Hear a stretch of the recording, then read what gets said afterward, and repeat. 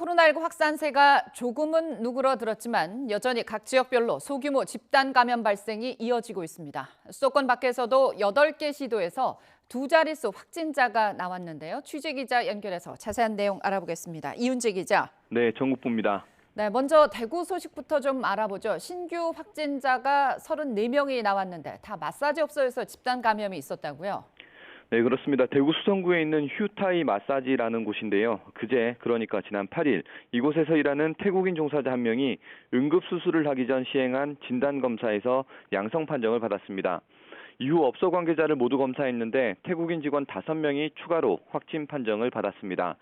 대구시는 우선 출입자 명단을 확인해 40여 명에게 집단 감염 사실을 알려 검사가 이뤄지고 있습니다.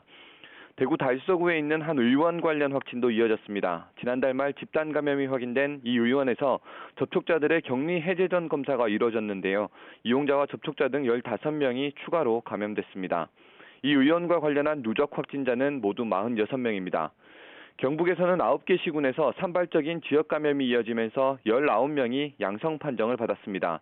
구미에서 간호학원과 관련한 접촉자 2명이 감염됐고 포항에서는 상주 BTJ 열방센터 방문자 검사에서 확진자가 나왔습니다. 부산에서 이 대안학교에서 집단 감염이 발생했다고요? 그렇습니다. 조금 전 질병관리청 발표를 보면 부산 지역 어제 하루 확진자는 32명인데요. 최근 개학한 부산의 한 대안학교에서 소규모 집단 감염이 확인됐습니다. 지난 7일 교직원 1명이 양성 판정을 받았고 학생과 강사 등 52명을 검사해 5명이 추가로 확진 판정을 받은 겁니다.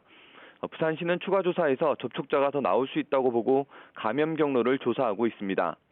울산에서는 하루 사이 확진자 34명이 추가됐는데 대부분 종교시설과 관련된 사례로 파악됐습니다. 광주는 요양병원과 요양원 관련 확진이 계속 늘었습니다.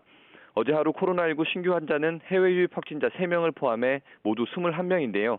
이 가운데 4명은 지난 2일 집단 감염이 확인된 효정 요양병원 간호사 등으로 누적 확진자는 99명으로 늘었습니다. 광주에 있는 에버그린 실버하우스 요양원에서도 2명이 추가돼 누적 확진자는 75명으로 집계됐습니다. 또 광주 양동시장에서도 상인 간 전파가 확인돼 역학조사가 이뤄지고 있습니다.